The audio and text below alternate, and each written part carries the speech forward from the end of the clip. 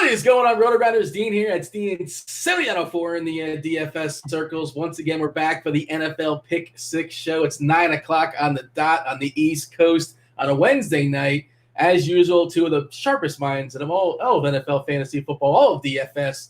Batting first, leading off, John Daigle from Roto World. How are things in your world? We don't really look back so much, but sure, why not? Let's live it again. How bad was Week 10 for you? Hopefully not as bad as it was for me. It was not good, but it wasn't bad. It barely bubbled, right? Playing with the chalk in the morning slate and did not late swap properly, as we talked about in the last one. But yeah, by the way, is this my Wi-Fi that's messed up, or is this the new program? Because we're changing programs here in Week 11. I don't know what's going on right now. Well, when you can change programs in Week 11, you got to do it. You got to do it. Listen, anytime you can pull Jake Luton off the bench, you go to him. You got to do it. That voice you hear is Rich Hribar, of course, from Shark Football Analysis. Hopefully, we're coming through and everybody can see us on YouTube. What's up, YouTube? Like and subscribe. We do appreciate that. I'm going to do my best to keep an eye on chat. I know most of the guys in chat are probably watching the NBA draft. That is also worth noting if you guys watch this in the repeat. Anything we're talking about, it is Wednesday. We always say this. We always stress this. Wednesday, it's kind of sort of an early look. Lots of things change throughout the week. So, yeah, understand if we speak, watching on Friday and something's changed. Yeah, that's why, because it's not live necessarily. So, Rich, this is like kind of we'll break down the three games as we normally do. Three games, we kind of branch out and talk about players for like the different positions. But this is kind of a throwback week in that there's no 57, 58, 59, 55 total. The biggest total on the board is 51. We'll be talking about that in a second. That's one of the three games that actually hit the board. I was 2 out of 3, by the way. Not bad as far as guessing the three games we're going to focus on. I didn't want to talk about Green Bay and Indianapolis because I really don't like to talk about Indianapolis, but I'm going to yield to you guys. That'll be fun for sure. Well, he's dunking on you, Daigle. Just dunking on you. The third game I struggled with. Like, wait till we get to the third game. Well, that kind of speaks to my point as an overall, like this slate, like you can argue the two best games that are being played this week are not in the main slate. Of course, we don't talk about the Thursday night football, which is Arizona-Seattle, which would be an absolute blast. 57.5 as far as that total. Sunday night, KC Vegas, 56.5. We don't talk about that. Have a good time on the Showdown slate. You'll find some content, Rotogrinders, for that for sure. Hey, get yourself some content here at RG. $5 off their first month. Devin, our fabulous multitasking producer, go ahead and drop that link in chat for the people. That's for your core 4 football, baseball, basketball, and golf. Basketball right around the corner. Draft going down tonight. Season starts next month. It's like it just ended. It's amazing. I can't wait, though. No Rams, no Bucks as far as the teams on bye. It's Buffalo, the Bears, the Giants, who may or may not be fighting amongst the coaches. Who knows what's going on there? And the 49ers. Yeah, so Hribar, this week, we'll break it down as far as the games, but there's nothing to get terribly enthused about. Am I wrong in saying that? No, I mean, well, listen, we're creatures of habit, just like, us switching this program that we use to do this show. We gravitate every Sunday where when we open up the main slate, we all like to see just main slate pricing, and we gravitate immediately to, by now, 10 weeks in, on our 11th week, we go to first. Who are the Seattle Seahawks playing? Oh, they're not on the main slate. All right, cool. Who are the Arizona Cardinals playing? Oh, they're on Thursday. All right, well, we got the Bills, right? No, Bills are on bye. Oh, Chiefs, cool. No, they're not there either. So, listen, we're creatures of habit. All those teams are gone. Those are the teams we orbit, every week. Like, where our core plays, we typically go there. The running back position has gotten really weird as the season has progressed because we've lost a lot of just like apex running backs along the way, and we're really down to kind of just two guys at this point. So we've got Dalvin Cook, like price. This has to be the most expensive Dalvin Cook's ever been on either site. And then, we've got Alvin Kamara, tried and true. But other than that, like, there's just not a lot of place to go with these big ducats, man. We're looking for these running backs to play. And if you can't jam both of those guys in, there are at least some running back plays a little bit, but this I think cheap wide receiver is tough this week, and maybe you guys will have some gems to unlock some Pandora's box for me. But right now, cheap wide receivers are where I'm struggling to find. But you hit the nail on that. We've lost those core teams that we've built around all year because they're the games that have been high scoring and shootouts, and they're not on the board this week. Yeah, if it was the year like 2015, you'd be excited about AJ Green is 3.6K and T.Y. Hilton's 4.2K DK specific, but it's the year 2020, and those guys. Daigle, who's dustier? If you're gonna have a dust off, AJ Green or T.Y. Hilton? Doesn't AJ Green have 19 yards, something like that, in his last 10 targets the past 2 weeks? And then T.Y. Hilton has yet to. We'll talk about T.Y. Hilton when we get there, but T.Y. Hilton, of course, hasn't exceeded 70 yards or scored a touchdown in any game this year. Pretty much been passed up on the depth chart now by a guy I'm sure we'll discuss. So, I mean, that's the thing about 2020 is that we know we can avoid these guys safely no matter what DraftKings continues doing to their pricing. J.D. McKissick looks like AJ Green. It's like, dude, you got to get some more yards per catch, man. We'll talk about him too, which is going to be a lot of fun as well. He's him and his 29 looks targets the last 2 weeks, give or take. It's been a lot. Find somebody to like you the way love you the way Alex Smith loves him. Some J.D. McKissick. 51% target share in the first half of that game. Luckily, they realized that's why they were losing by 21 points and stopped throwing to him in the second half and then started to score touchdowns. But, we get a Silva appearance mid-show too, by the way. We got a Silva appearance? I don't have the video on. He just put the bunny ears on me. He walked by purposely right now. Anyways. I heard a dog barking too. Is that a situation going on in your house as well? That was either daughter or groceries being put down. There's a lot going on in this house right now. Don't worry about it. It's the last pick six of the Silva Manor era, by the way. I'm out of here on Friday, so a sad night, but nonetheless, we're gonna get through. It was a good run. Oh no! First game, most exciting game on the board. I guess. Sure, it's why Thanksgiving. Not? Leaving before Thanksgiving. Oh, we got family to attend to, but yeah. Anyways, we can move on now. Atlanta versus the Saints. 50.5 is the total. Second highest total on the board as of Wednesday night. Drew Brees, we're expecting he's going to be out. Jameis, well, let's talk about this situation. And I guess, people always talk about, hey, you guys don't talk about FanDuel. And I try. We try to, but it feels like DK just sort of gets the bulk of the conversation in the industry for whatever reason. I play both sites. You guys dabble as well too. But we're going to talk about Taysom Hill, of course, not so much on DK, unless somehow he's announced as a starter and they're still kind of playing coy. But tight ends. This is what we're starting, Hribar. Sure, why not? We'll talk about the quarterback situation, talk about Jameis, and then talk about Taysom.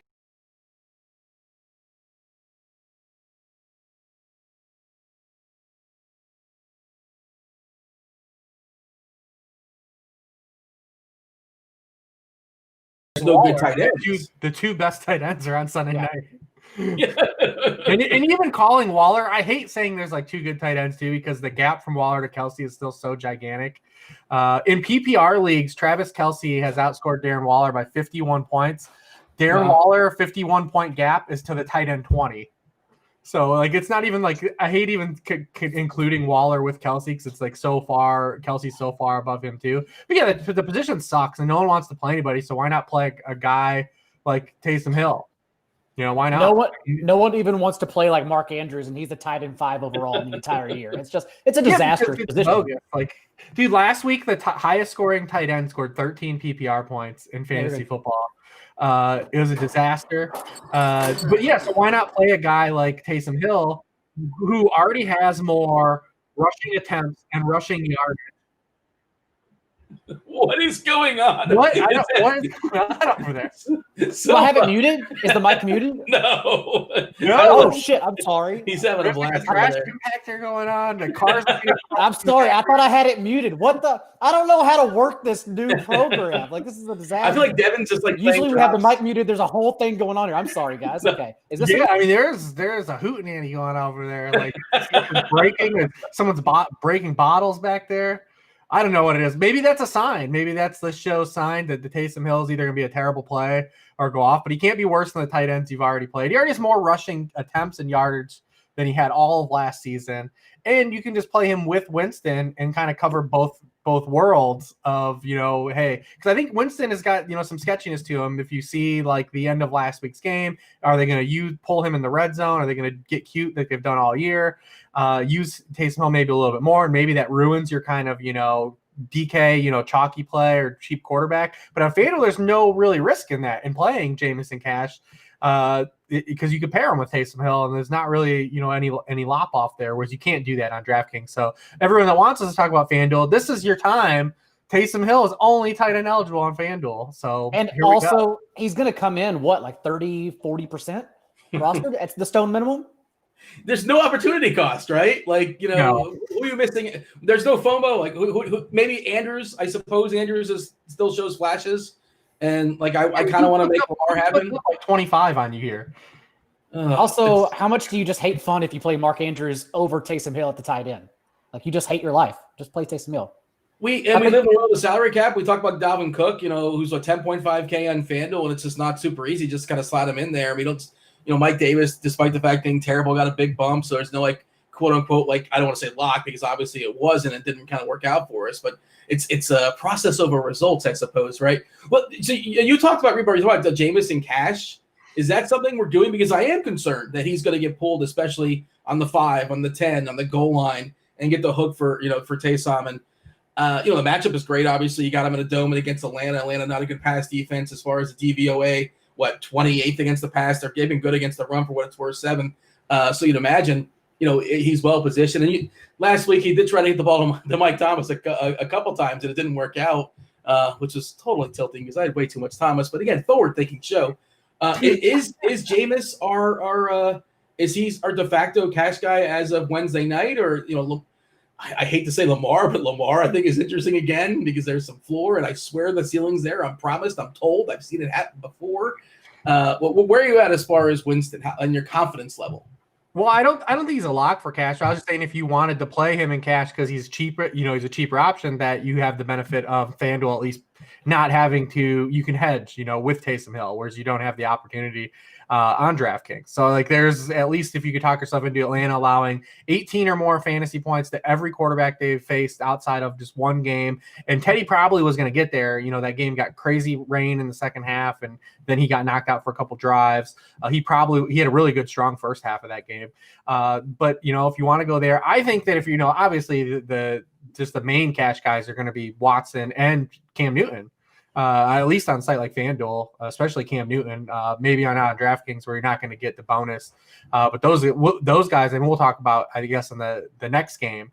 But I think, Winston, when you look at just Atlanta, where they get beat, it's kind of, a lot of people said, well, this isn't the same situation that, Teddy Bridgewater walked into last year. But they can easily transition their offense to kind of do the same things with Teddy Bridgewater. What if the Saints actually can do things that they couldn't do with those two guys, though, with Jameis Winston?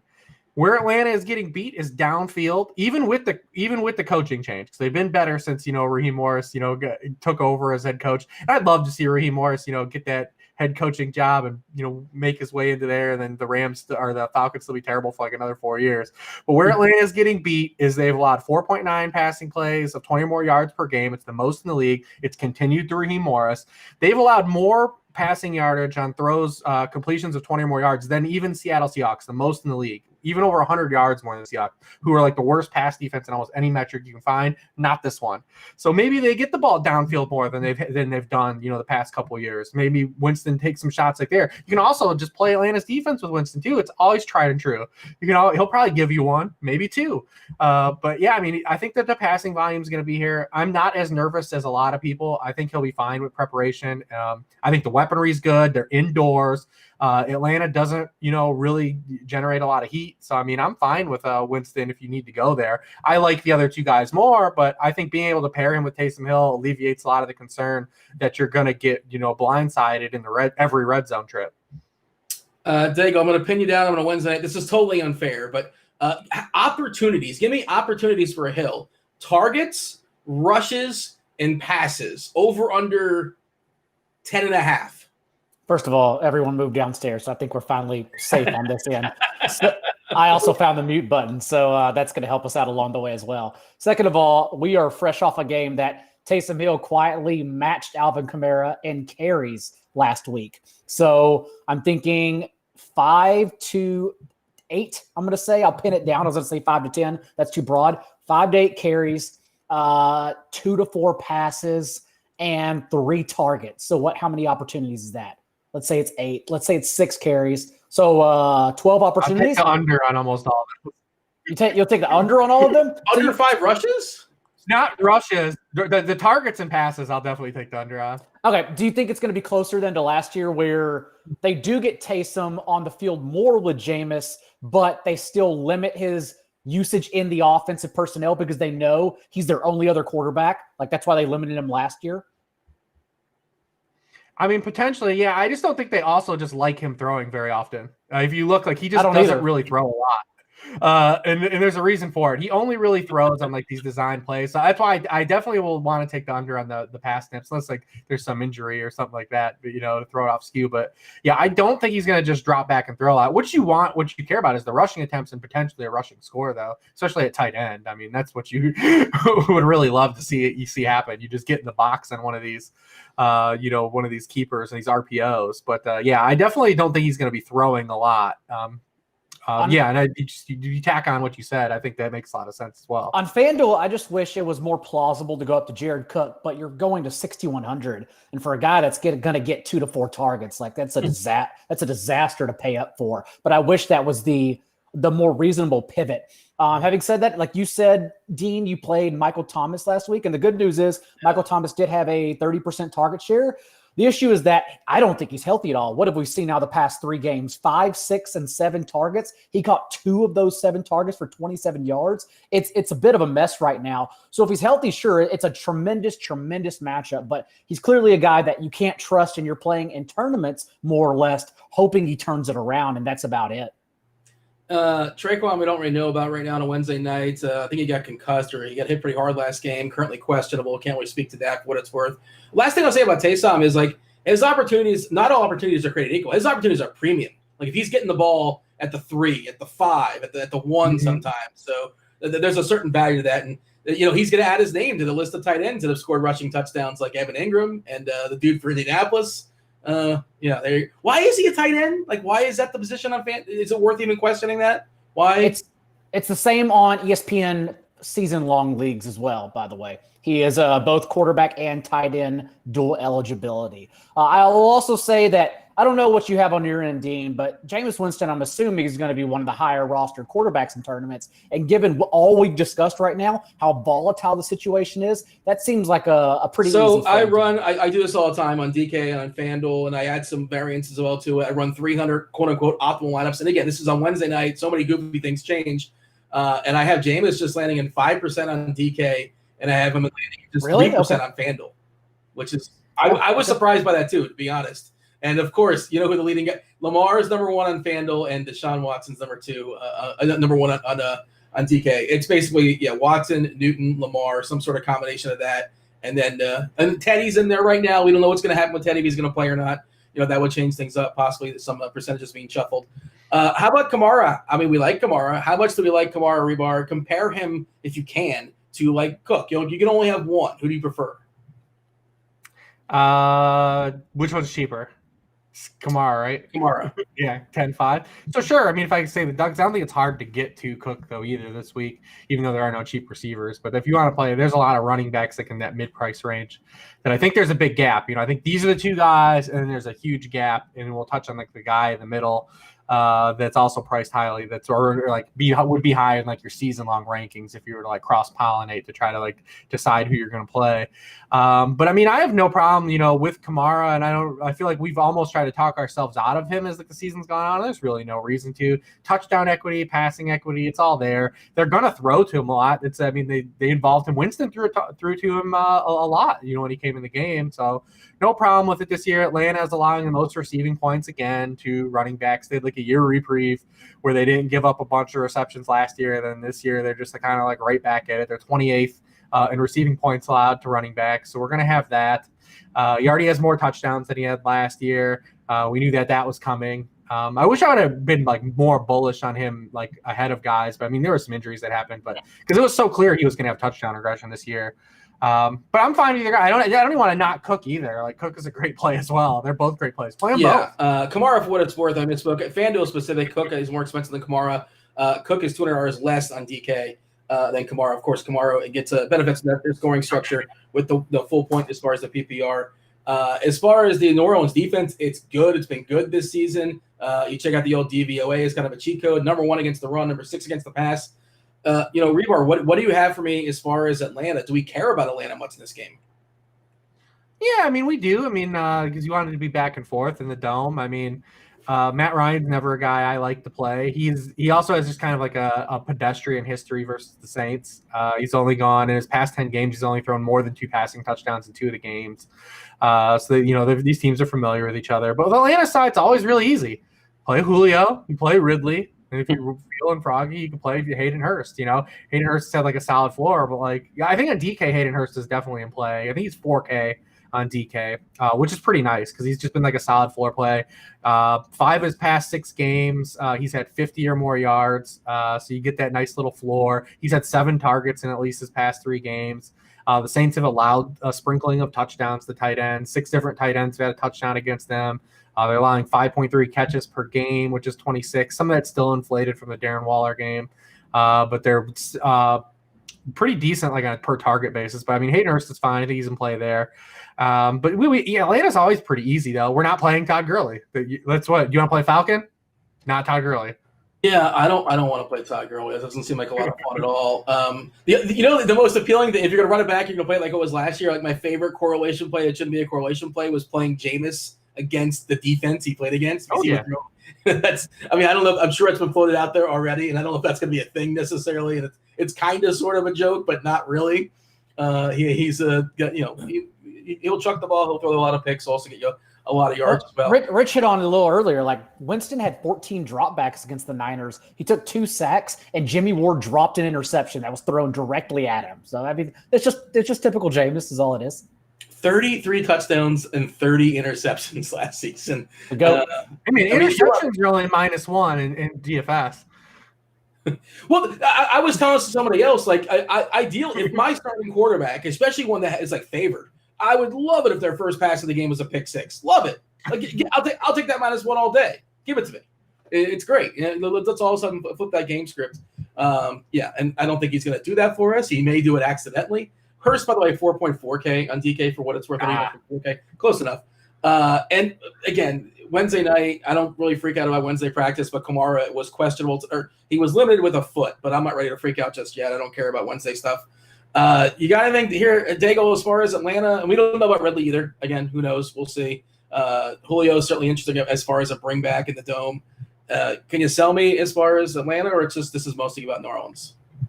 No, Rich said it all pretty much. I would say that we have seen now that without Ridley, smaller sample, of course, the offense can sustain and Matt Ryan can sustain. Whereas without Julio, they just collapse completely. So as long as Julio's involved and he seems to be healthy, I think Julio's still a good play no matter what. Also, I'm still somewhat skeptical about the Saints defense because they got Brady, who they've hounded in 2 games this year, and then an injured 49ers team. And remember, before that, they were just getting drenched in splash plays every single week. So perhaps they had that annual switch they do mid-year every single year, or maybe we should still believe that they are a defense that are susceptible to the big play. So I kind of like Julio or Ridley or some kind of combination there.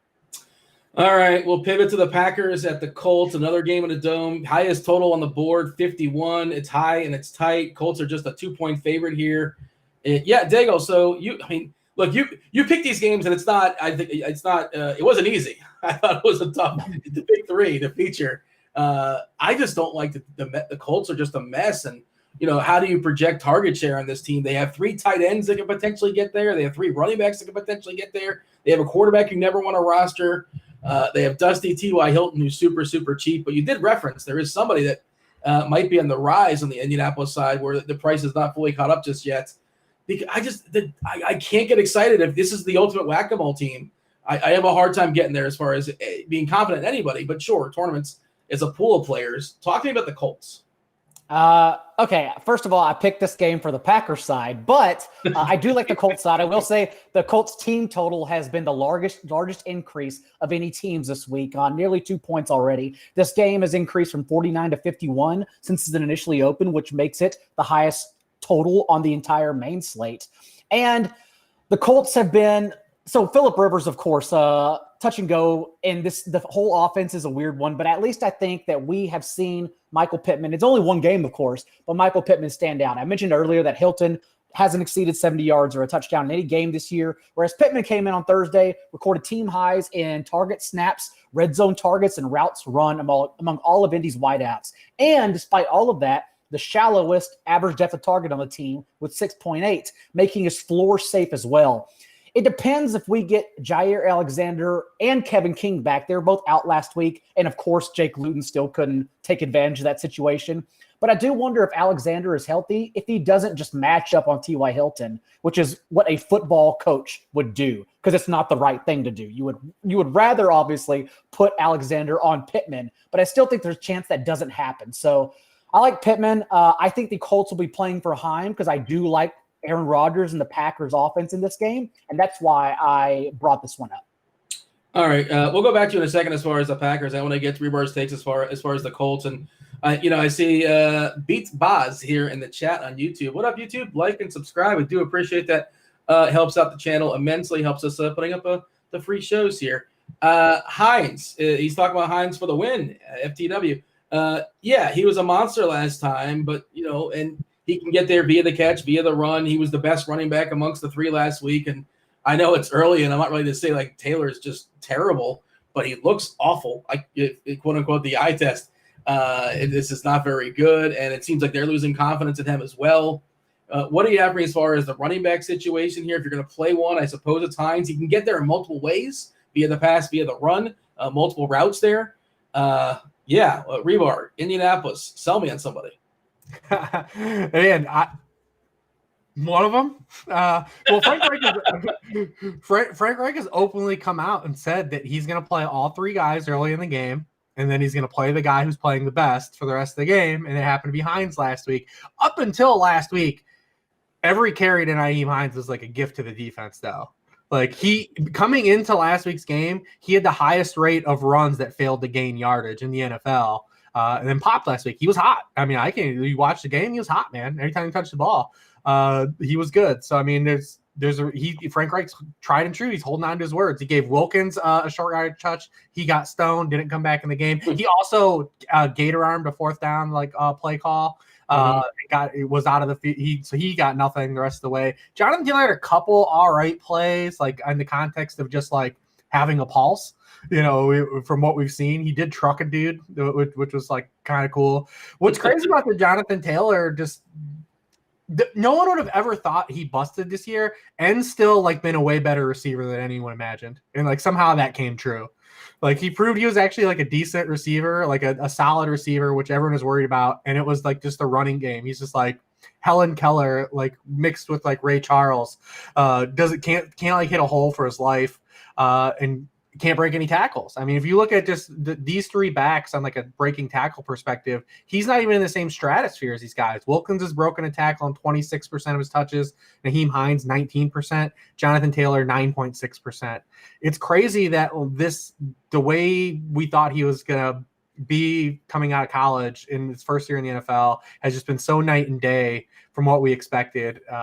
And now he's just stuck in like this 3-man committee. I will say though, he does seem to get the call when they get into the paint, like in the area. He does seem to come in when they get there. I know Nyheim Hines had one after he was running pure, but I mean, I don't know how you really pick any of these guys based on that. I mean, you can talk yourself into Hines because he has he already has the passing equity. And if you were just to tack on rushing equity, then that makes him a good play. But he had 22 touches his previous 4 games. It's just really hard. Man. It's just really hard. It's a matchup we would love for one guy to be in too. We have a home team indoors with a 27+ team total against a team that doesn't even care about stopping the run. They couldn't even care less. Like they'll openly tell you, Mike Pence, like, I don't care if we get run on, and we can't play. I don't know how you play these guys. I just don't know how you confidently do it, other than you saying, "Yeah, I'm just going to go all in this guy, and if he hits, he hits." That's the thing. Like, you can play them, but understand you're taking on your own risk. Like it literally is an egg if they don't win the roll in the first 2 drives. And that's what happened 3 weeks ago. It was Jordan Wilkins because Jonathan Taylor rushed for 13 yards on his first 6 carries. Nyheim Hines wasn't involved on the ground. Thus, they just went to Wilkins by default. The next week, it was Jonathan Taylor, but then game script got out of hand against the Ravens in the second half, and they only run the ball 6 times total in the second half. Taylor got one of those carries because when he did get hot, he still fumbled as well. And then last week, of course, was Nyheim Hines who totaled 58 yards on his first 7 touches. And then, of course, he won the roles the rest of the game. So it's going to be decided in game. None of us will ever know. The Colts don't know who's going to lead in touches when they're going to the game. So sure, if you want to bank on that, but it just seems like a dead lineup from the get-go. Yeah, I think Pittman is if you're going to force me to pick somebody in Indy right now that I feel most confident about when you consider price and all that good stuff, I think Pittman is probably the guy. If you want to run it back as far as Green Bay. And who are we running it back with, Daigle? You want to talk about the Packers. Wednesday night, there was an issue. What is Devontae Adams dealing with? He's got some kind of injury where there was a weird quote about him saying he's going to try to play, or going to play, or again, Wednesday. What was the quote? He suffered an ankle injury in that game, but also he suffered it before he came back and basically out-leaped every fan in the stadium, whatever many they had, because like he got so high on that lob ball, and that was after the injury. So I still think he plays. We'll see what happens. It's 2020. You never know nowadays. But Aaron Rodgers, of course, he's only fallen flat on his face once this year. It was against that Bucs defense. And ever since then, he's been humming along as a top 8 quarterback in his last 4 games, 300 yards and or multiple touchdowns in all 4 of those contests. Of course, it has come against susceptible foes. Like, it's defenses he could easily attack. Having said that, the Colts are the number 5 passing DVOA, I believe, right now. 15th in adjusted sack rate of Football Outsiders, but they really haven't been tested this year. Gardner Minshew, Kirk Cousins, Sam Darnold, Nick Foles, Baker Mayfield. They allowed 300 yards to Burrow. Stafford pinned them for 330 and 3 touchdowns. And then, of course, these past 2 weeks against passers, we don't have the most respect for. They're good players, but Lamar Jackson through the air, and then Ryan Tannehill as the Titans defense has fluttered pretty much the past 3 or 4 games. So I do like Aaron Rodgers a lot in this spot, hoping Devontae Adams, of course, is healthy, because I would run him easily, perhaps even with a double stack with Allen Lazard if he's clear. Aaron Jones was a big flop last week. He was in the field for 63% of snaps or something like that. In Vegas, or was it DK Sportsbook had him like minus 340, minus 325 to score a touchdown, which is truly a mega number. That's a pretty insane number. You don't really see too often, and he didn't get there. Got like to the 1 or 2 yard line, and of course, Rodgers went ahead and siphoned it. He's got that chip on his shoulder. He wants those touchdowns. That's just sort of my thought process in that, and that makes him kind of sort of somewhat interesting, especially in the dome against, like you said, this Indy defense. I'm still not certain. I think they're a pretty good defense, but I'm not certain they're elite. Because who they played against, they played against nobody still, and I wouldn't be surprised if Rodgers puts up the biggest number on Indy all season long. What do you have for me, Hribar, as far as the Packers side?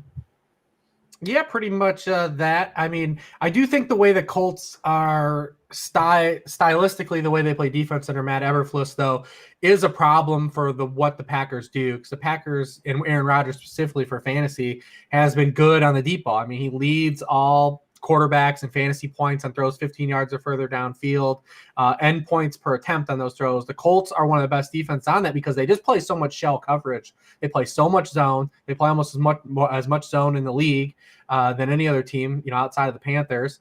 So they just don't give up a lot of big plays inherently, and that's they make you kind of bleed them to death.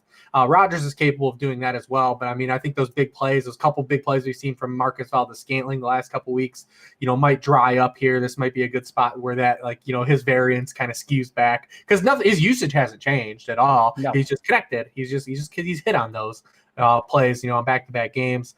So I mean, I also think too that the way they're set up, and some of the moves they made this offseason and the year prior, they're really good at getting pressure without blitzing. So you play a lot of zone coverage, and your front 4 can get pressure. That's a good recipe. You don't give up big plays, and you can get home without sending extra defenders. That is a pretty good signal. I know they haven't really played a lot of people, but I do think they do some things fundamentally that gives just inherently it doesn't offer a lot of ceiling weeks to performers. And Stafford got there in junk script, last time. They were up big, and he put up some points late. So it's tough to say. I mean, I don't dislike Rodgers by any means. I don't dislike this game. We got a game in the dome. We're in that time of the year where we're looking for nice weather games, or we're looking for dome games. But the Packers, I mean, they're one of these teams, like, we know who to play. Is Devontae playing? We're going to play him. Are we excited to play Marcus Valdes-Scantling? No. Can we pay up for Aaron Jones? Sure. But, he's sagged here, though. You look at his last 3 games, he's ran 38 times for 119 yards, 3.1 yards a pop. The Colts are good against the run. They've got a good defensive line. And they've got a good resume. Unlike Daigle laid out all those quarterbacks they faced James Robinson, they faced Kareem Hunt, they faced Dalvin Cook, they faced Joe Mixon.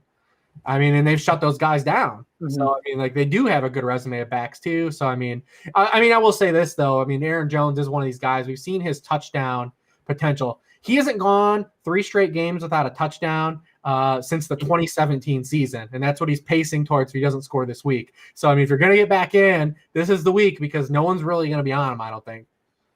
Yeah, I haven't pulled that up as far as the running back ownership, but I imagine he's not going to be a guy that's popping. In 300 lineups, he is in 0 of the 300 optimal lineups, at least on Fanduel and on the fly. I'm pulling up the DK one as well.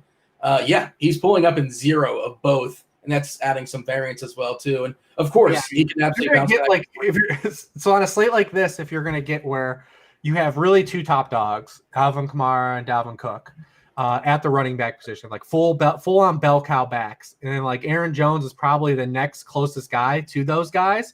Outside of maybe a Miles Sanders, or I mean, I'm sure we'll talk about DeAndre Swift. That can be like a dual, like a guy that has like multiple touchdown potential. Aaron Jones has that on any slate versus any opponent. Like if he's going to come in like under, like around 10% ownership, then yeah, I mean, I'm not going to talk anyone out of that. We got Nick Young, Swaggy P in the chat talking about Tunyon. I mean, he's 3-2 on DK, and I guess he's as good as almost any dart at that price point, but I'm not enthused about that, Daigle. And Lazard probably comes back this week. I believe he's going to be coming off the IR. It's hard to get excited. And like MBS, Lazard, ESB, anybody but Adams just doesn't do anything for me. And, it could be anybody that sort of pops up and scores. It's kind of like Indianapolis outside of Adams. You really can't trust anything else in the Green Bay offense. Anything else here you want to clean it up? Any thoughts as far as those guys? I can't get excited about Tunyon. No, I'm not really. The Colts are the last team to not allow a tight end touchdown. And Tunyon hasn't had an end zone target since that Monday night game that he had 3.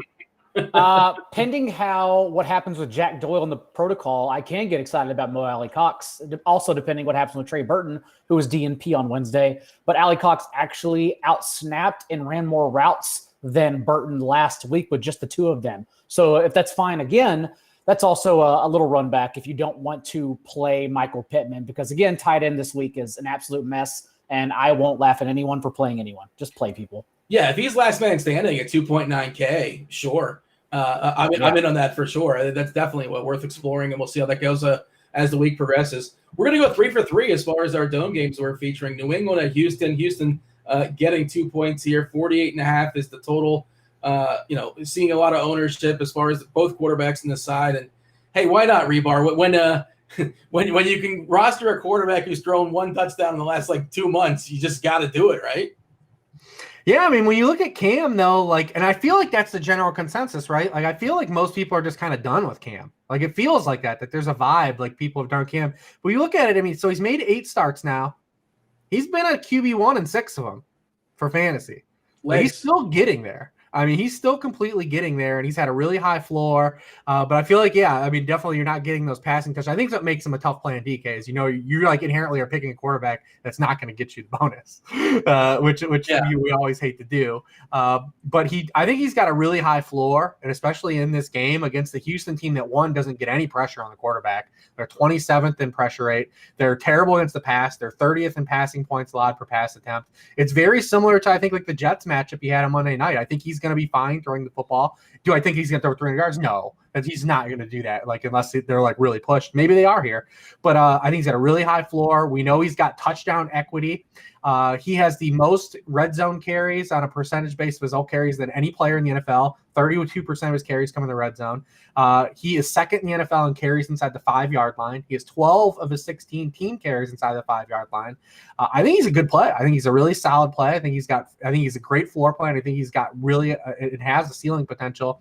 If Deshaun Watson does his part here, which I believe he will, which I like this game in totality because I think Watson is going to be good again. I'm willing to throw that last Sunday's game completely out the window. What we saw in the offense in the wind again in Cleveland. That's why we didn't pick any other games inside the dome. So we've talked about Cleveland in 2 weeks of the past 3 weeks, and come Sunday you can't play anybody in those games, and they're already calling for wind and rain again on this Sunday early on. So we'll leave that alone this week. We're gonna pick all games, so we don't have to worry about all these takes are gonna be evergreen for 5 days. We're gonna live with that. But and then I think Watson is probably the best of like the top quarterbacks to play, just because we get that dual usage. Previously, before that Browns Winfield game, he had thrown for over 9 yards a pass attempt, in 5 straight games. Patriots just allowed 20 or more fantasy points to Joe Flacco and Lamar Jackson in their past 2 games. And then Watson has a pretty solid resume against the Patriots in his 3 starts, especially when you go back last year when the Patriots were a dominant NFL defense and mushed just about everybody. I mean, he had almost 30 fantasy points against them. So he's had some success. His first ever career start, was in Foxborough. Not his first career start, it's in Foxborough. His first start in Foxborough. He had 20 fantasy points in that game as well, too. So, I mean, the Patriots are allowing 7.8 yards per passing play. It's 31st in the NFL. We know who to stack with Deshaun Watson. It's real easy, I think, to kind of look at this game and those 2 quarterbacks be the most appealing from like a floor and ceiling perspective on the main slate. Daigle, compare Newton to Watson. And just did a quick 9 rushing touchdowns for Newton. Of course, that's what's building his floor. And he doesn't the best receivers to throw the ball to, obviously. But there is an interesting pairing, especially on DK when you talk about the price. He got one. Yeah, he's one he really, really likes.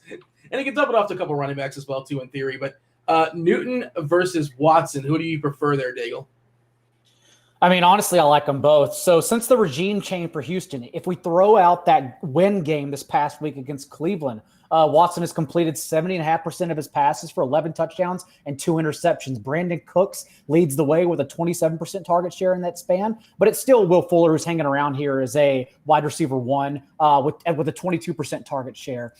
Also, to run it back, it is very easy as well because we know who Cam Newton's going to go to. The past 3 games, only one person on that team has a 40% target share in every single game, and that is, of course, Jacoby Myers. And even if he gets the Bradley Roby treatment, I don't know. The fact is they still move him around to the slot as well. What I like about this game is not only do we have 2 explosive quarterbacks, and we haven't even mentioned that Watson has the rushing juice the past 3 games out of nowhere as well, with at least 7 carries in every single one of those games. But then also, it's just a condensed target tree. So you like it all the way around. I guess if you told me to pick one, it'd probably be Cam, because like Rich said, I do think people are still have this stigma where they don't want to play him. But even so, in these last 5 games, QB 11, QB 36 on the week, because remember, he was benched against the Niners. Bad game plan overall. But then QB 11, QB 8, QB 11. Just a consistent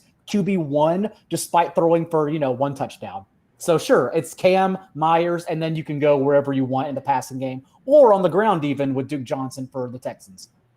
Yeah, these are the 2 worst teams against DVO as far as rush against DVO, 31 and 32. Mm-hmm. And the New England side, I'm not enthused about it. I just don't like it. It's a little too murky for me. It's sort of like Indianapolis in that way. And as far as New England, like Damian Harris basically has to run for 100 yards because he's not going to catch the ball. I guess he can in theory. Sure, why not? And Duke Johnson was on the field, Hribar. I know 98% of the snaps last week. And if we're going to throw it out for passing, we can throw it out for running as well too. And I'm willing to forgive Duke, and assuming that as far as we know, David Johnson's not expected to be back.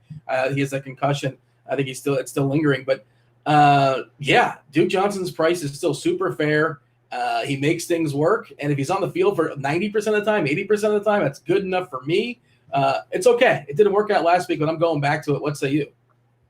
I'm okay with it. I think the problem that Duke may have is a similar problem that I think we seen David Johnson have. And just that, like, he can run all the pass routes forever, but if they're not getting targets, it's the same problem. Deshaun Watson, pretty much over the entirety of his career, like he's not really interested in peppering these backs. He's out here to push the rock and make some plays downfield. Because David Johnson was, while he was active before that injury, I mean, he was top 3 in routes run among running backs, but was getting targeted on 12% of his routes, which was like 60th in the league. Out there running them routes. But hopefully that doesn't happen to Duke. He was out there, like you said, 95% of the snaps. I think just the fact that Houston can't stop the run is another benefit for Cam, because it's going to make all the passing comfortable too. Anytime that New England can just run their offense, that's when Cam's looked his best. So I think that Houston run defense is another plus, another check in Cam's toolbox there. Damian Harris has been excellent. Like you said, he's got 100 yards in 3 of his 6 games. He's averaged over 5 yards per carry in 5 of his 6 games. And everyone knows he's getting the ball. 75% of his touches are on first down. They're the highest rate in the league, and he still averages over 5 yards per carry. Houston's been one of the worst run defenses on first down in the NFL. Actually, the worst, 5.7 yards per carry. Like you said, though, Dean, I mean, he's caught 2 passes all year. He doesn't have a third down touch, and then Newton's hoarding all the touchdowns. So I mean, Damian Harris is one of these guys. Like he's like a guy that like it could just be like bad for us though, because he can have a really good game and soak up all these yards that we want other guys to get. But yeah, I mean, I have no problem going back to Duke. At his price.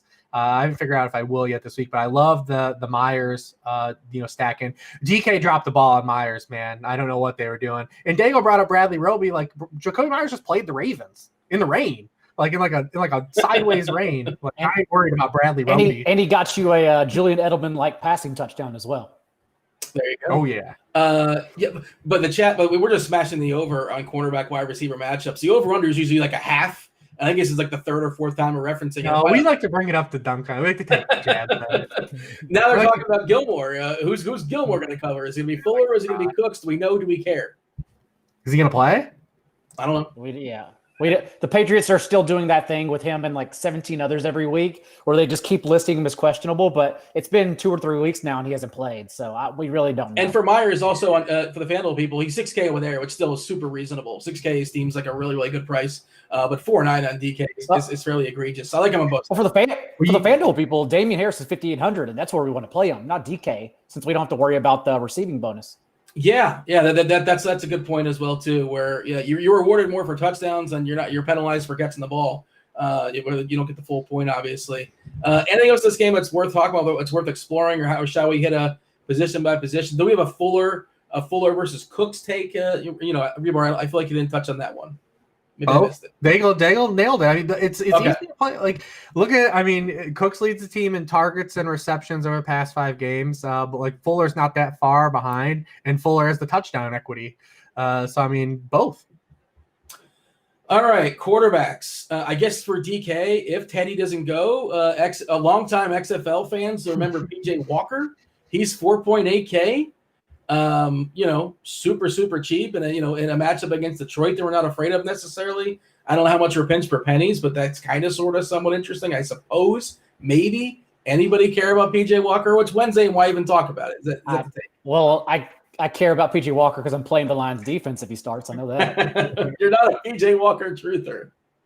No. Like the XFL didn't offer. I'm like one of 3 people who watched it every week. It didn't offer any standout defenders or pass rush whatsoever. The AAF was the supreme league because they actually had Keith Reeser Island. They had Demontre Moore wrecking pass rushes. All of those guys, majority of them have landed on NFL rosters. The XFL is just Donald Parham and then PJ Walker, and that's literally it. Like that league was so bad.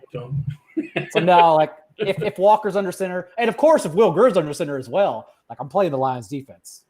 Hribar, other quarterbacks that are kind of sort of we could play the haircut narrative for Herbert. People are very excited about his haircut today on Twitter. Alex Smith, he's cheap. I don't know if he looks like something's, obviously something's wrong with him to some degree. I'm going to play some Lamar Jackson, maybe actually because I hate myself, but I think there's a ceiling there and I'm waiting for it. And it's the Martingale strategy. And I feel like it's owed to me eventually. And if it happens and I don't have him, I'll be very upset. And I'll just keep spending the tax every single week just until it comes. We shall see. And it's a good matchup against Tennessee, and Brown is still cheap. And I guess we can play some Andrews. In theory, he's super cheap on DK at 4.9K. Hribar, other quarterbacks. What do you have for me?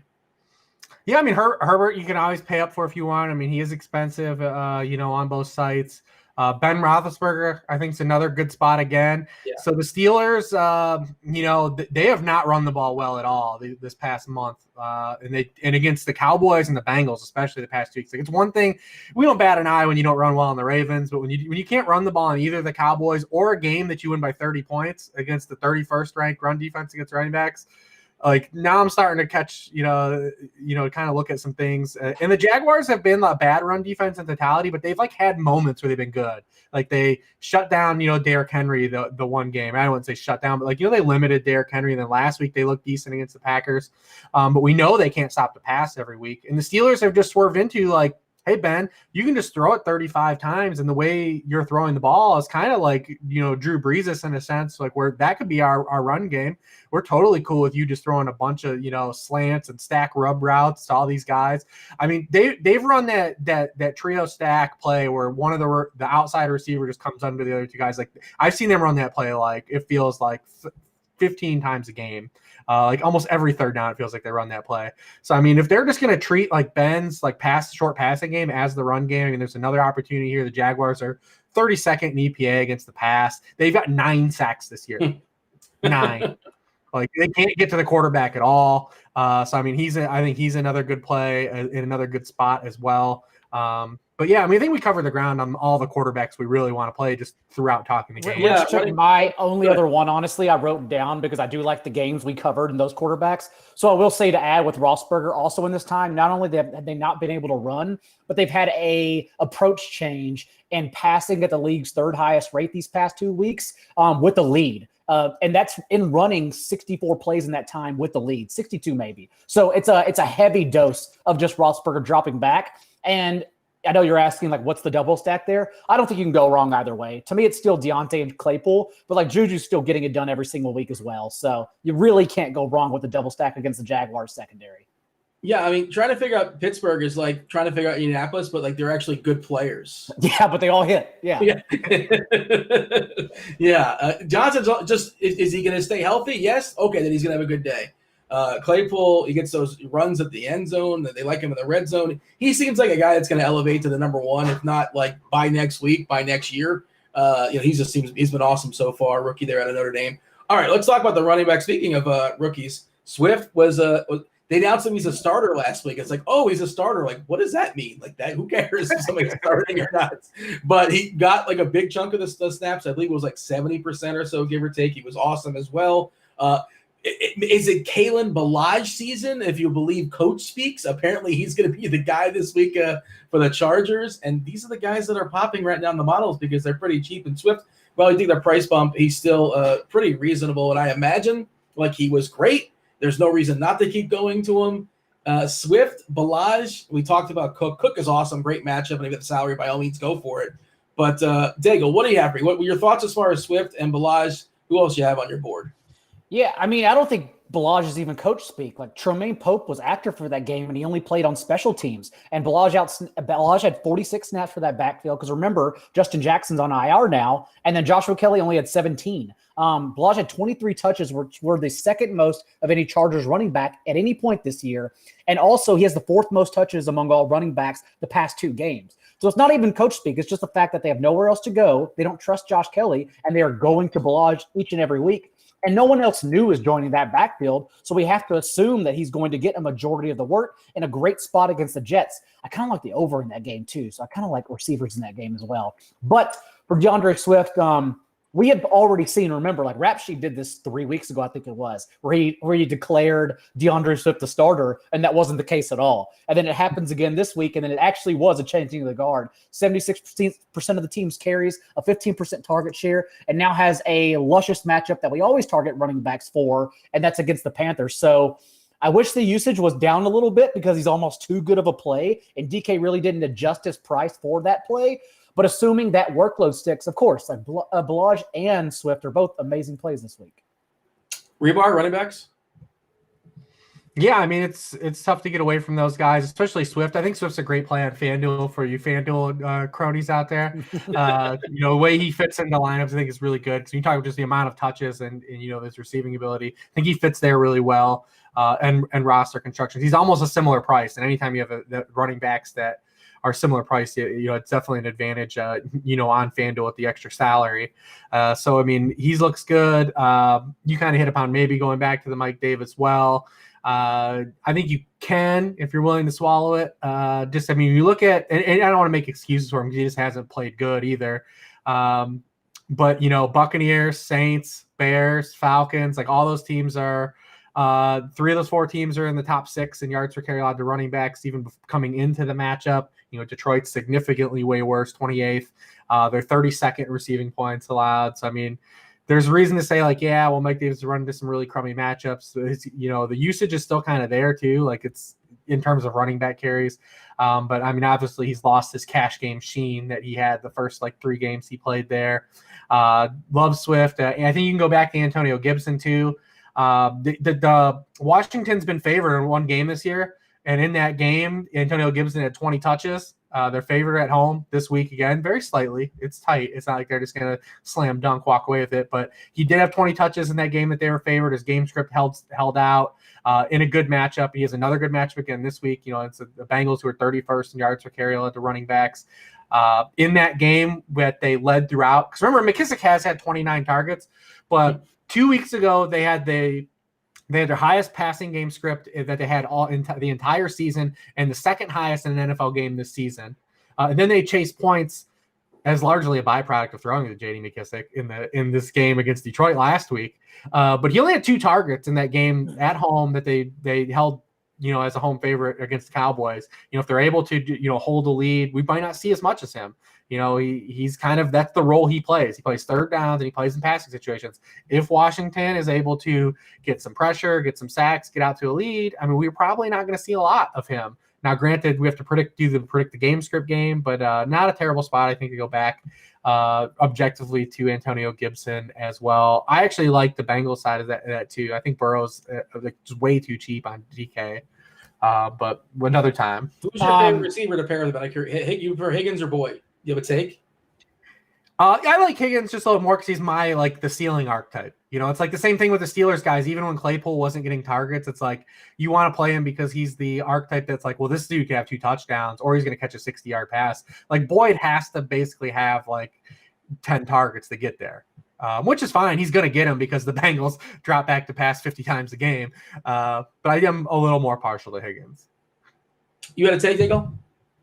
I was just going to add on Gibson because I have him written down as well, is that if they do, because remember, Washington's still top 5 in sacks this year. If they do get pressure under Joe Burrow, I still think he can succeed in this game, but he's 35th in completion rate under pressure, 37 of 97 this year. 14 dropbacks under pressure last week against the Steelers and didn't complete a single one.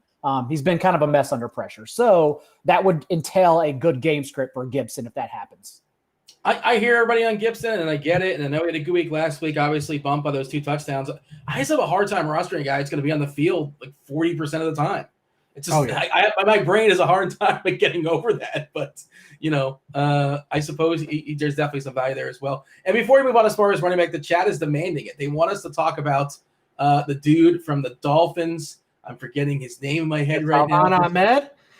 Yeah, is he a thing? I know Breida potentially might come back. I don't know if that's going to muck things up or not. Talk about the Dolphins running back situation. I think it's very simple. He's new Myles Gaskin. We were never playing Myles Gaskin because he was good. He had a high floor because he had a super high floor because he didn't come off the field and he was involved in the passing game. What did Salvon Ahmed do last week? He didn't come off the field. He played the same exact role. He ran a pass route on 58% of team dropbacks. It was 9th among all running backs in the NFL last week. He played 76% of snaps and then had 22 to 26 backfield touches. It's really easy. He didn't light anything up on the efficiency board, but that's what Gaskin was doing. It's like the same thing. He's new Gaskin. Yeah, he's got a chance. If he gets 20 touches, of course, he's in play. You definitely want to monitor that running back situation. Their favorite team against the terrible Denver Broncos. Right. Who are the listless Broncos. They didn't even try last week, the Broncos. They didn't even try in that game. They quit. They quit like a quarter and a half in. Drew Lock is – I'm done. I can't just move on. Let's move on. Yeah, 5,600 on FanDuel for Ahmed. We know he's not going to get the passing work, so that's where you would roster him. And again, if Breida comes back, it could ruin the whole situation. So – It's somewhat scary. I didn't know this, but according to the chat, apparently Ahmed was Gaskin's backup in college. Yeah, UW, baby. UW, baby. There you go. Let's knock out some receivers. Okay. I thought the chat was going to ask for a man. No, you know what? They got maybe there will be one coming up in the next couple of weeks, but we've been spared today. We love Manscaped. We much appreciate when they sponsor the show, but everybody's been spared, and therefore the show is not going to go an hour and a half. We are going to talk about receivers, though. Daigle, fire off some of the receivers on your board that we've yet to talk about. I think we can go back to A.J. Brown. The box score was not friendly to him. But again, remember, he dropped that wide open touchdown. Not wide open, but it was an easy catch along the sideline. And that would have tacked on an extra 50 yards and a touchdown. It's against Marlon Humphrey, of course. But if we do get the Ravens offense responding, which I'm a little bit skeptical about, but if everyone's going to play them, remember that before that, they were just jamming targets to him. So at least 7 targets in every single game. So I think he is still a safe play this week. And it's a good spot because he's not going to be rostered, even though, again, he dropped that touchdown. All right. C. Brown and raise him. What do you have for me, Hribar? I mean, listen, it's not a great cheapy week. Obviously, I think, we could play Terry McLaurin until they price him up finally. He feels a lot like last year's DJ Moore, where like his price doesn't move because he doesn't score touchdowns. But like he gets so many targets every week, and he's so good after the catch, and has such a high team target share. Like I feel like he should be more expensive than he is every week. So I mean, you can always play him. I mean, listen, as long as Judy is this cheap too, like I know his quarterback situation sucks, but like his opportunity is just so ginormous right now. You just look at the past 3 weeks. I mean, he's basically been first or second in air yards the last 3 weeks every week. I mean, granted they're not all catchable targets, which is a problem, but as long as he's this cheap, I'll keep taking swings that, maybe he connects on a couple of those because, man, he's priced so low at the position that if you just can just hit a couple, man, at those, so you're going to be all right. But not a great cheap week in totality. I think we covered a lot of ground earlier on guys we want to play like Jacoby Myers, on DraftKings, and obviously the Falcons guys you could play. But I'm waiting for some enlightenment on like another cheap guy to go to here. Well, how about this one? Go ahead. Amari Cooper. Look, again, speaking of, we're in that conversation of terrible quarterbacks. Dalton expected back. I don't know if terrible is the right word to use, but like, subpar. Sure, we'll be kind if he's watching. What's up, Red Rocket? Or is it Red Rifle? One's one thing and one's totally something else. I'm not sure. Not Red Rocket, I can tell you that much. He's the Red Rifle. He is the Red Rifle. Not the Red Rocket. He's the Rusty Rifle. It's truly show. what he is. But, okay, so Amari is 5'4". 5'4" on DK, which I believe is the lowest we've ever seen him on DK. In a dome, probably coming back when we're presuming that they're going to be down here against Minnesota. And we haven't talked about the Minnesota receivers. Those guys are both in play as well. Jefferson and Thielen against this, Dallas team. Thoughts as far as these receivers. Daigle, do you have a thought in this game as far as, in theory, there should be some value as far as the receivers in this game? Yeah, and Minnesota's team total is 28, which bodes well for either Dalvin Cook or the passing game, perhaps all of them. And then, of course, Amari on the running back, because on Dalton's 98 dropbacks this year, he has targeted Amari 19 times for the team high in target share. I'm still, Dalton may be a good play. Like, I can't wrap my head around it because the matchup does set up well, especially because the Vikings defense is one we have attacked outside of Nick Foles, who doesn't attack anyone. So Cowboys offense should logically be able to move the ball, but how long have we been saying that? And without Dak Prescott, they've averaged 13 points. Like, they have not moved the ball whatsoever. Zeke has been one of the worst running backs in the league. So it's a scary situation. It would be Cooper for me in that spot. And then I just don't think the Cowboys defense has it at all to stop the Vikings and Dalvin Cook, which means like 2 weeks ago, we'd go back to Kirk Cousins having 14 pass attempts, and we can't use them whatsoever. So I'm just worried about that matchup at all, even though it seems like we do need exposure no matter how we get it towards the Vikings offense. And then I think the cheapies are going to come from the Jets, whether it's Perryman or Denzel Mims. Jamison Crowder back, of course, and has led the team in target share when healthy. But I like the over in that game. The Chargers now, the last 6 games have allowed 31.6 points per game to opposing offenses. And then, of course, we saw Perryman spike with Flacco on the boundary where Casey Hayward has been getting beat.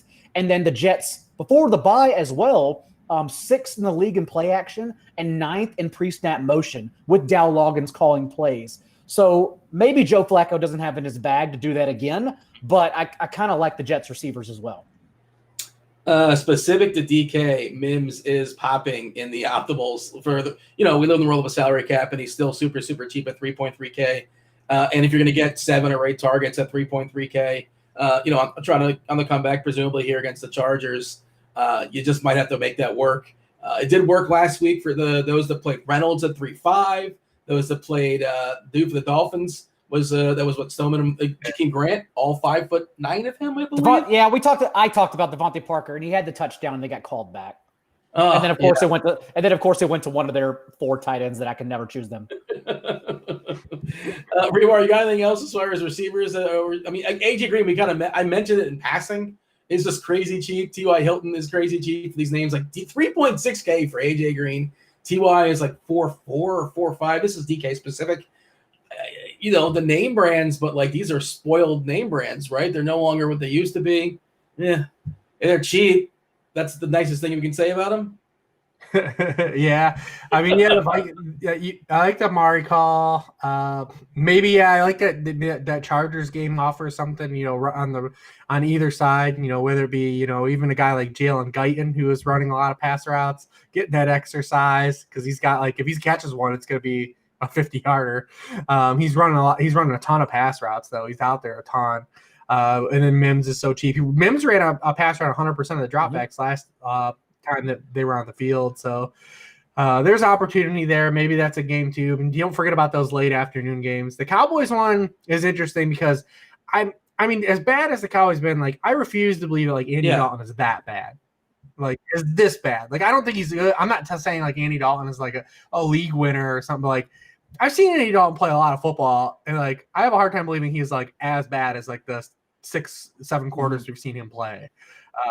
Maybe he just is. Maybe it's fallen off that quickly, but especially with these receivers, for it to not be turn into at least something we can use. We were all excited. Remember when he took over? It was this. At least he'll keep this afloat. It's not going to be what we had with Dak, but it'll be usable. And it hasn't been. No. I'm still holding on to there's just no way he could be this bad, right? He can't be this bad, right? That's what I keep looking at that total in that game. It's why aren't we talking about that game? And it's because we just have no reason to trust them outside of what he's done historically, which should be enough, honestly.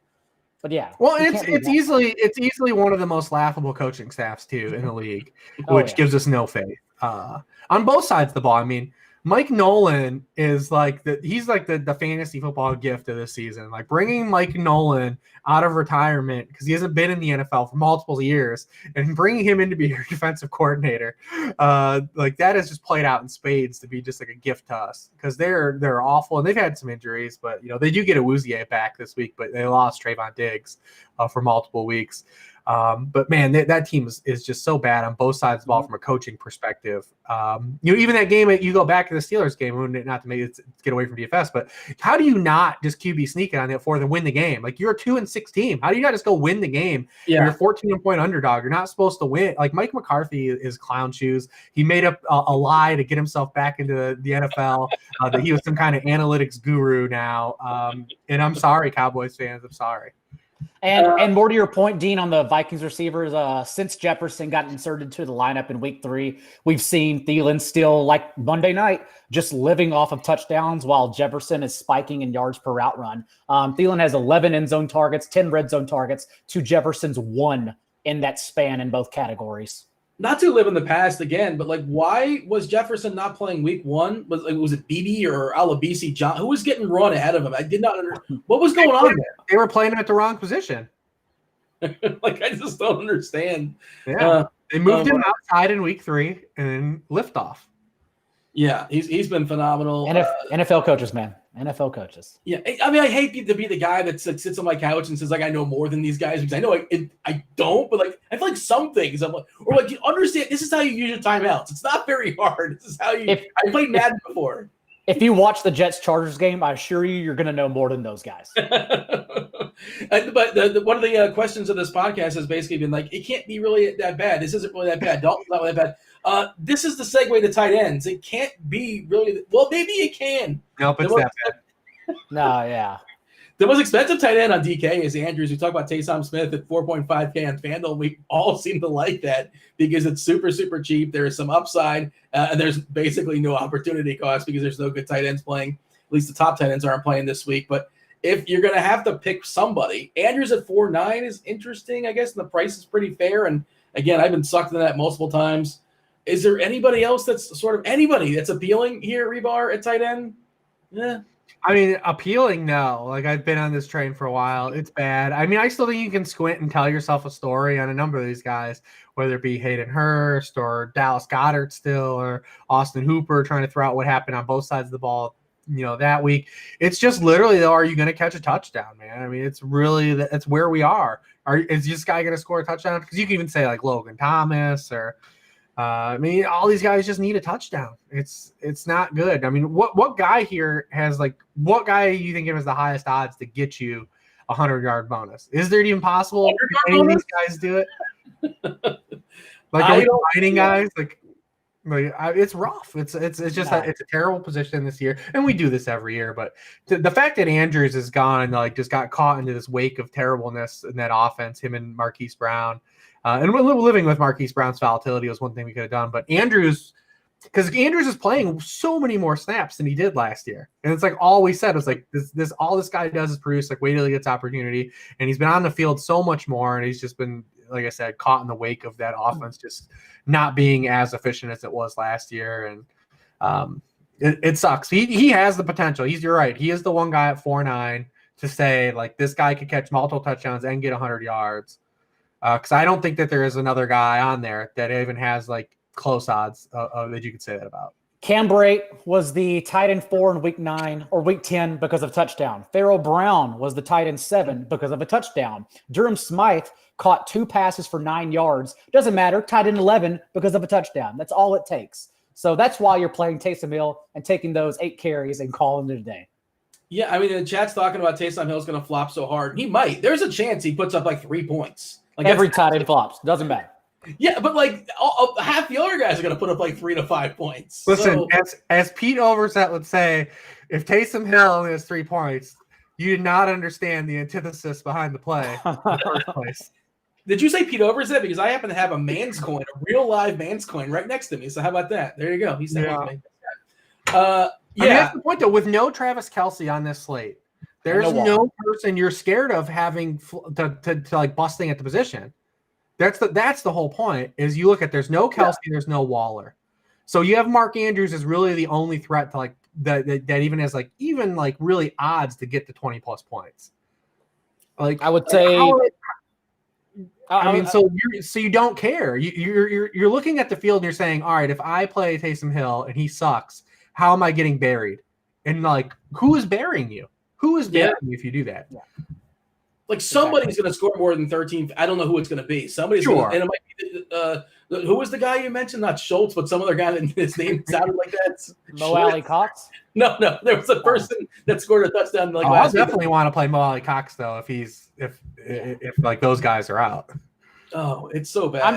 I'm just playing a tight end when my game stacks. That's typically even what I the do. guys we have told ourselves that we think are good. Like Hawkinson, everyone every time I bring up tight ends, Hawkinson's been awesome. It's he's been usable in the context of tight ends, but look at his overall scoring and the way it plays out to fantasy. He's not doing anything impressive. He's like the Todd Gurley of tight ends. He gets 50 yards and he catches a touchdown. There's these guys that we're just happy to have, like Noah Fant. We're happy to have them because it's a guy we don't have to rotate every week.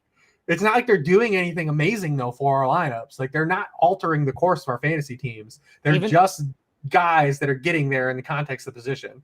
Even citing their routes run, it doesn't even matter. These guys are running routes and they're not doing anything. So it's a disaster. Whatever you want. Yeah, there you go. Their Spellcast apparently is on Hunter Henry for what it's worth. The chat's telling us. And yeah, I mean, sure, against the Jets, he's fine. Hurst is fine at 4.4 as a run back, especially if you're playing New Orleans guys. Gesicki's a guy who can, in theory, get loose, I suppose. I don't know. We might get Ertz back, so that's one more guy. It's not going to catch a touchdown. Oh, God. So whatever, man. I don't know. I want to finish strong on this show. I feel like it was a good show, but that's it. What else? We're done. The order goes tight end, and then we go. We say holler, and we tell the people where they can find us on Twitter and all that, but Daigle, if you got anything to finish strong, by all means. But otherwise, tell them where they can find you. Of course, they're all following on Twitter, but by all means, tell them where they can find you on Twitter anyway, where they can get your content, all the good stuff. My final note is if Zach Ertz is active, do not play him. And you can find me at NotJDaigle for more information like that, rotoroll.com. And, of course, as always, here on Wednesdays with my buddies. And then next Wednesday, apparently, too, as we get ready for Thanksgiving, we will still be here. Yeah, Zach Ertz unplayable at 3.7K on DK. What a world. What do you have, Hribar? Tell the people where they can find you. SharpFootballAnalysis.com. It happens to be a free week this week at SharpFootballAnalysis.com, so go there and do whatever you want. Not only is my stuff free, which you probably don't care about because you listen to me here, but we have a couple tools you can use on the site for free, and all of Warren's picks this week are on the free site too. The entire site is open, and Mr. Sharp has been fire this year, man. He's hitting like 70% for everyone that's got subs. So come in this week and just follow his picks and bet some money. Yeah, he's a sharp dude for sure. And our producer Devin's telling us that Evan Ingram's another tight end we didn't even talk about that's not playing this week. So, and he's been one of the most reliable tight ends on Sources the season. say he's a tight end. Allegedly, he's going to pay that. All right, we got to go. We got to step aside. We much appreciate you guys watching the NFL Pick Six show. Devin's going to go ahead and drop the final links for us. We should have mentioned at some point, but you should be playing the Fanduel Single Entry Series sponsored by Rotogrinders. Best single entry contest to play there on Fanduel. The Core 4, get yourself $5 off premium. Basketball right around the corner. Basketball draft going down tonight. You can get all the good stuff on RG. We didn't get a chance to show off all our tools. We don't do that in the show, unfortunately, but lots of fun tools. You want to build 150 lineups, we help you make that happen very, very easily. All right, we got to go. That was Rich Hribar. That was John Daigle. I was Dean. This was football. We're out of here. Holler.